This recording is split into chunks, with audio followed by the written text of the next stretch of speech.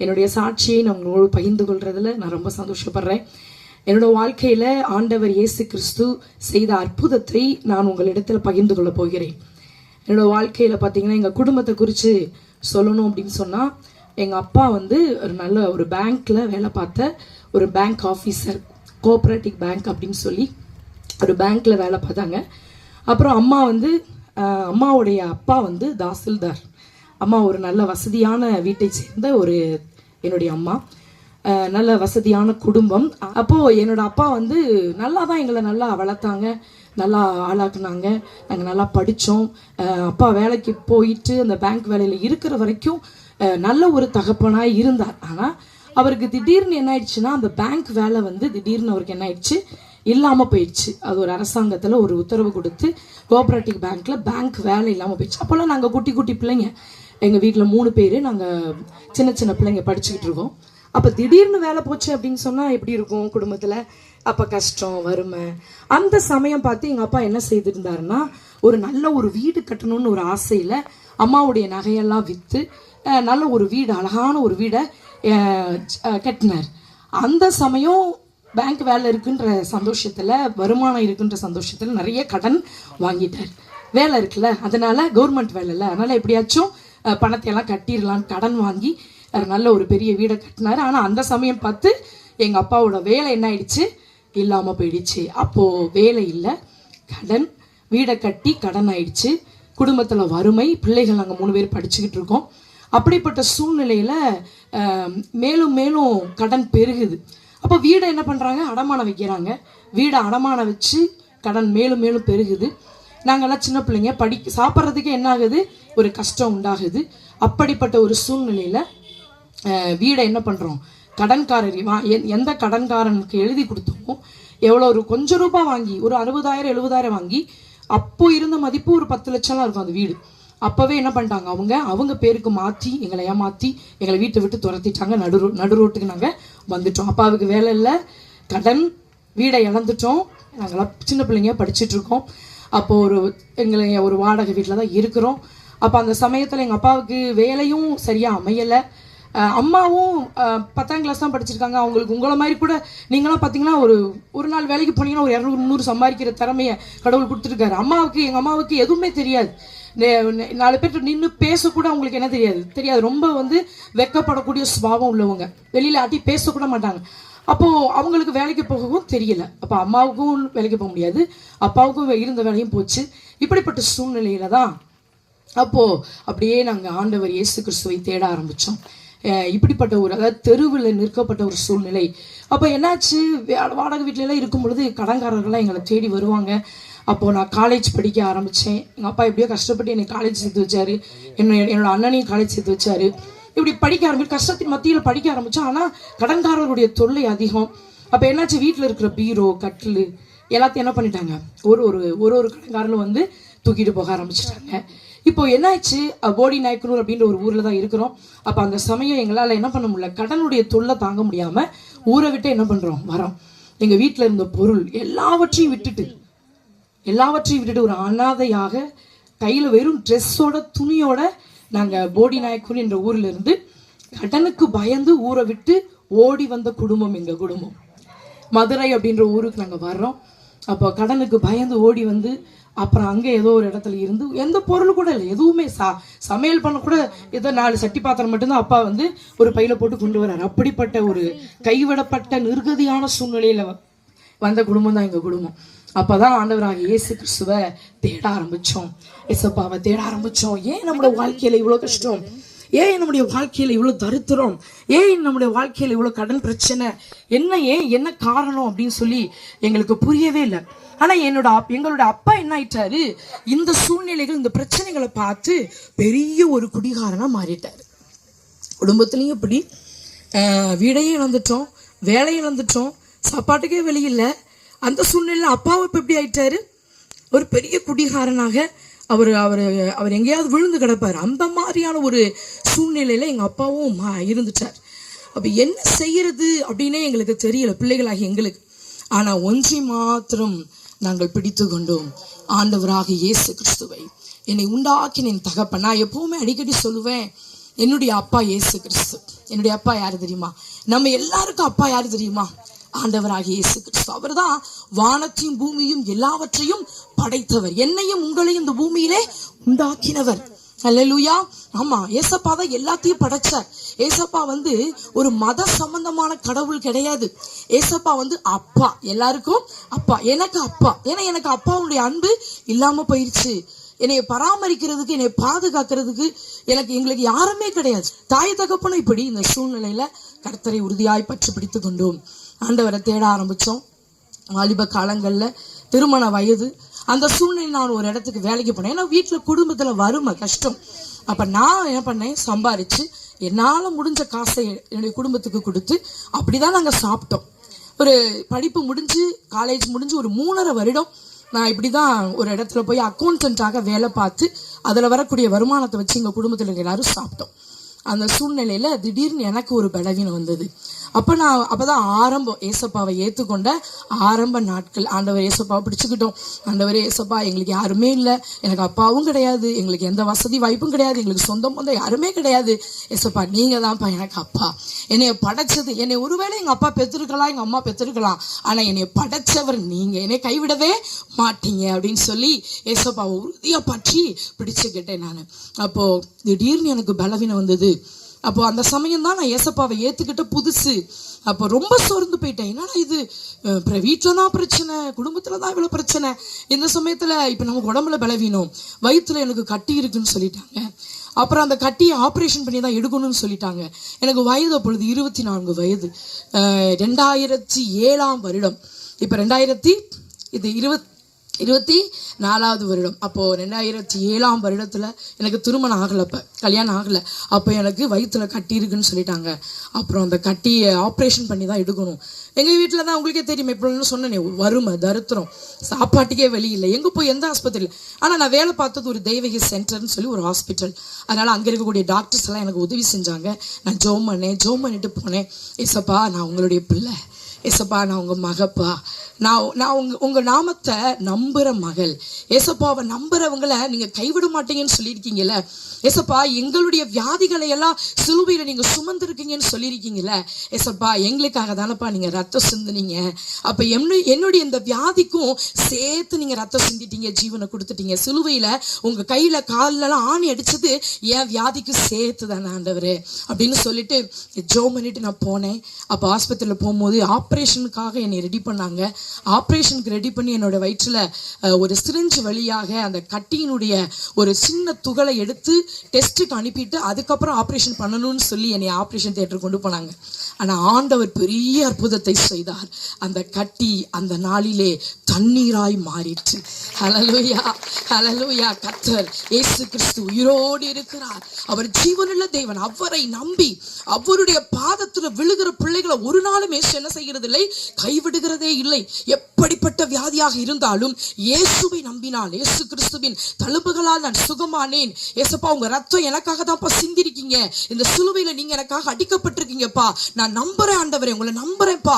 ஏசப்பா, உங்க ரத்தத்தினால என்ன சுகமாக்குங்கன்னு சொன்னோம்னா கண்டிப்பா ஏசப்பா அற்புதம் செய்வார். அப்படிதான் என்னுடைய கட்டியை இயேசு கிறிஸ்து ரத்தமா அந்த தண்ணியாய் மாற்றி அந்த ஏசப்பாவோட ரத்தத்தை வயிற்றுல தெளிச்சிருப்பாரு நான் விசுவாசிக்கிறேன். அல்லேலூயா. அப்ப என்ன ஆயிடுச்சு, அந்த தண்ணியாக அது அப்ப கொஞ்சமா எடுக்கணும்னு நினைச்சா அது அப்படியே என்ன பண்ணுது, சலம் மாதிரி வெளியே வர ஆரம்பிச்சுட்டே இருக்கு. அப்ப என்ன பண்றாங்க, ரொம்ப ஆச்சரியம் டாக்டர்ஸ்க்கெல்லாம். என்னது ஆச்சரியம், உடனே எடுத்து ஒரு டப்பால போடுறாங்க. அது 150 ml அது எடுக்கப்பட்டது, ஒரு டப்பா நிறைய.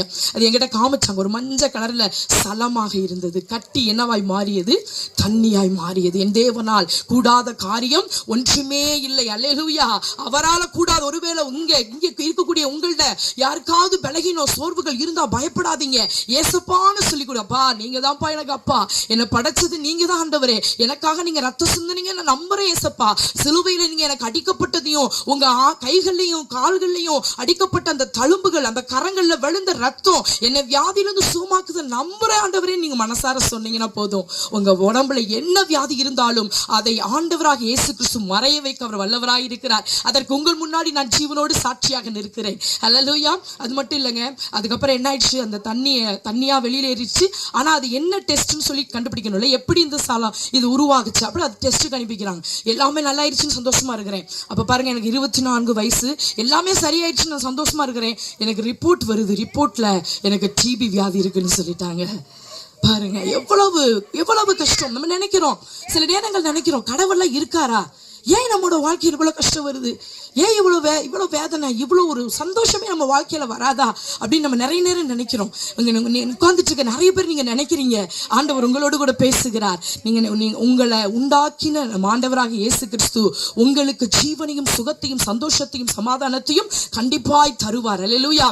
வாழ்க்கையில எல்லாரோட வாழ்க்கையிலும் கஷ்டம் வருங்க, ஆனா அந்த கஷ்டத்திலிருந்து காப்பாத்திருக்க ஒரு தேவன் இருக்கிறார், ஒரு தகப்பன் இருக்கிறார். அவரை பத்தி தான் உங்கள்கிட்ட நான் பேசிட்டு இருக்கேன். அவர் தான் ஆண்டவராக இயேசு கிறிஸ்து.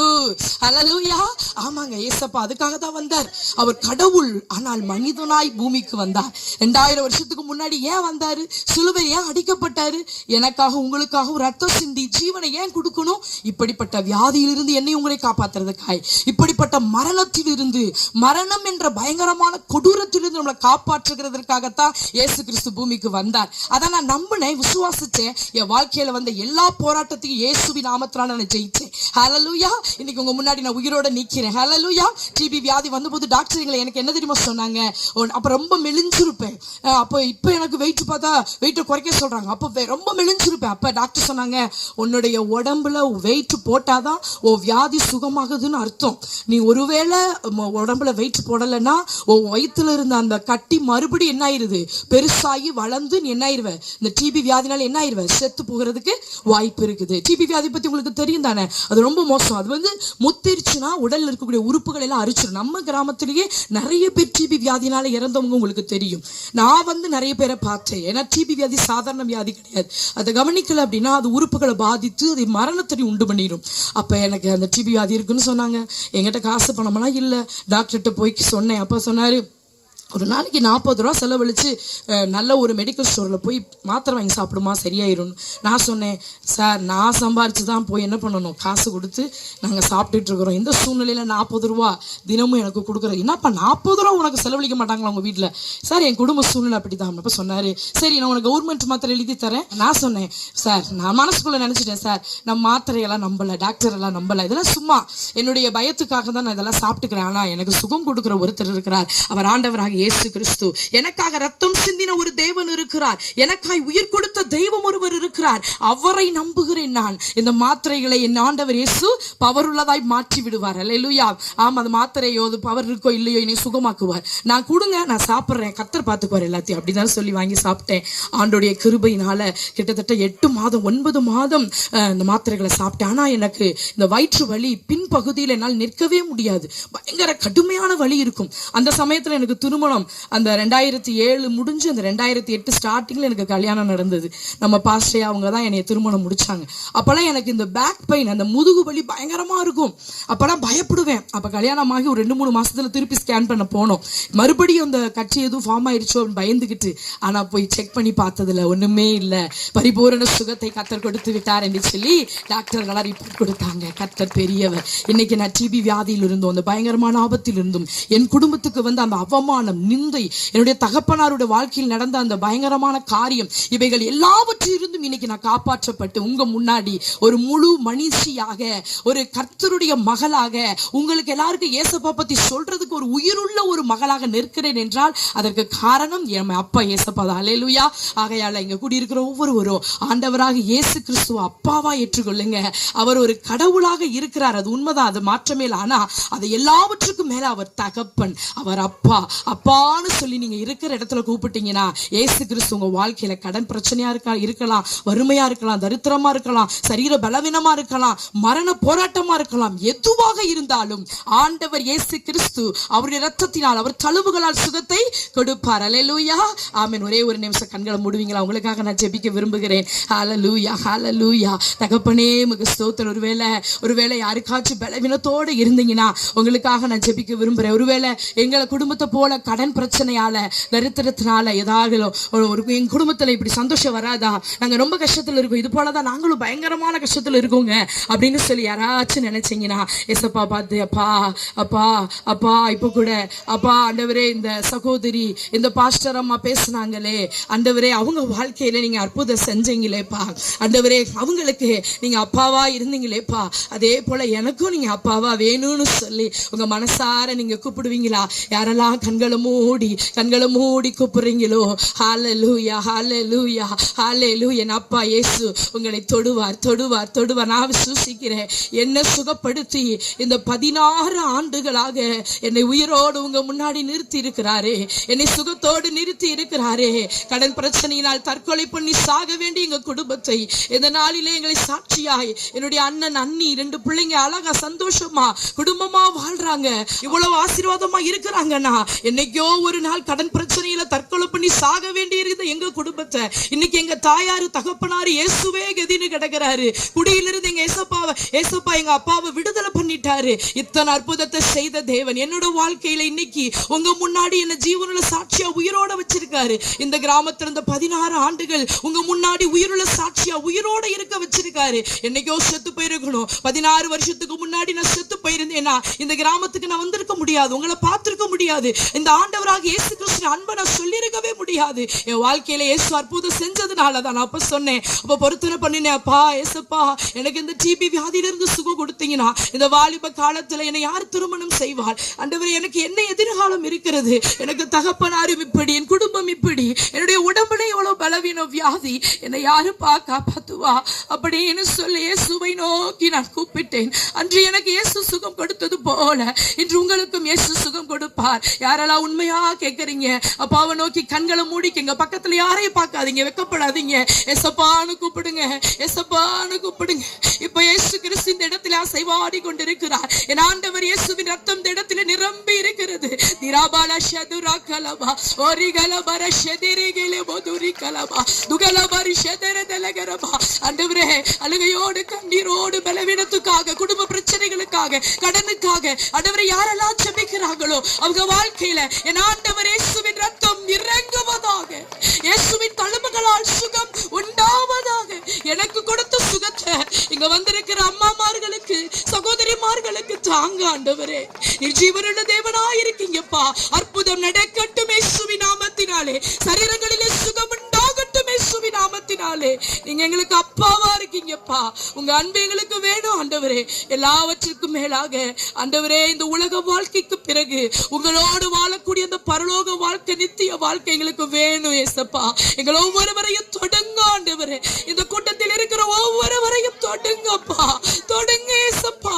நீங்க எங்களுக்கு வேணும்பா. நீங்க எங்களுக்கு கொடுக்கிற நித்திய வாழ்வு வேண்டும் ஆண்டவரே. இந்த உலக வாழ்க்கையிலும் இங்க வந்திருக்கக்கூடிய ஒவ்வொருடைய வாழ்க்கையிலும் அற்புதங்கள் நடக்கட்டும் இயேசுவின் நாமத்தினாலே, அதிசயங்கள் நடக்கட்டும் இயேசுவின் நாமத்தினாலே, வியாதிகள் மறையட்டும் இயேசுவின் நாமத்தினாலே.